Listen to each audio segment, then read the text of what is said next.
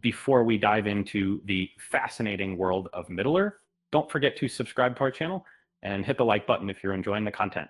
Thanks for watching.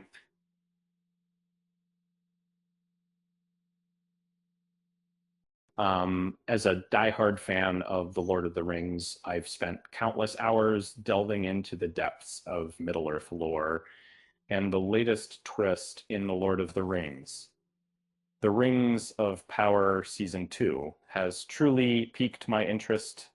The explanation for why men became Ringwraiths while dwarves did not is a fascinating departure from Tolkien's original work, and I find myself intrigued by this new interpretation. In the second season of The Rings of Power, a explanation has been provided as to why men turned into Ringwraiths while the dwarves did not.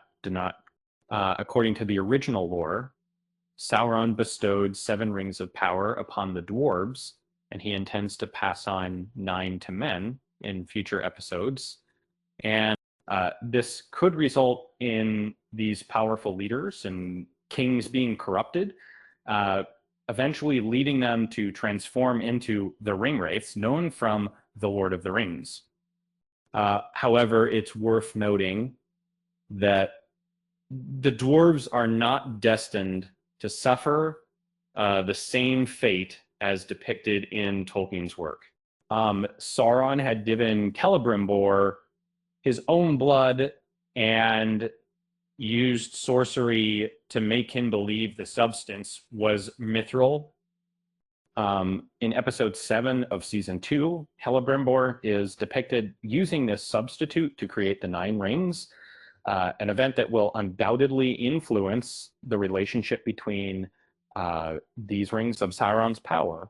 And the portrayal of why the 9 became Ringwraiths in the Rings of Power deviates from J.R.R. There's no what to happen. And in the corner, in the lore of The Lord of the Rings, the 7 and 9 were created similarly because Celebrimbor intended them for elven use. However, after they were stolen from Eregion, Sauron gave some to dwarves and men, unlike men who became more susceptible to the rings corruption. Dwarves proved to be much less vulnerable towards the rings of power. Their greed intensified significantly, but they remained largely impervious to Sauron's control. In contrast, men were found to be far more prone to corruption. Sauron's blood trick neatly sets up the One Ring in a less conventional yet intriguing spin for the Rings of Power. The tale introduces Sauron's blood trick.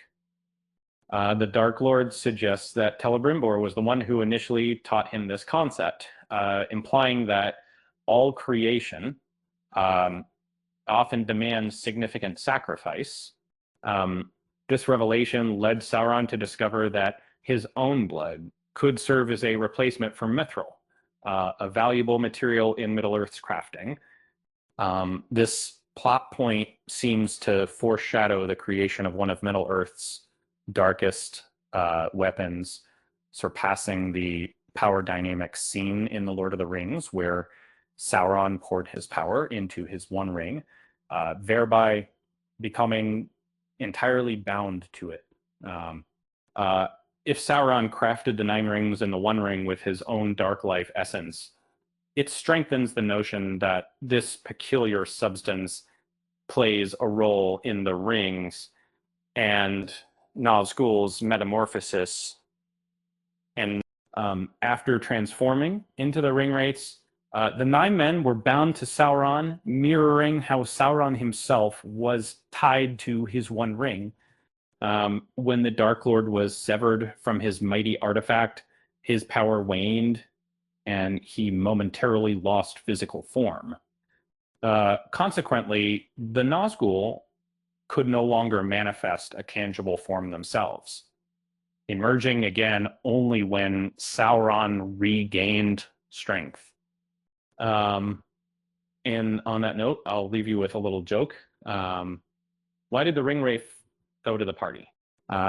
Because, he heard it was a ringing good time.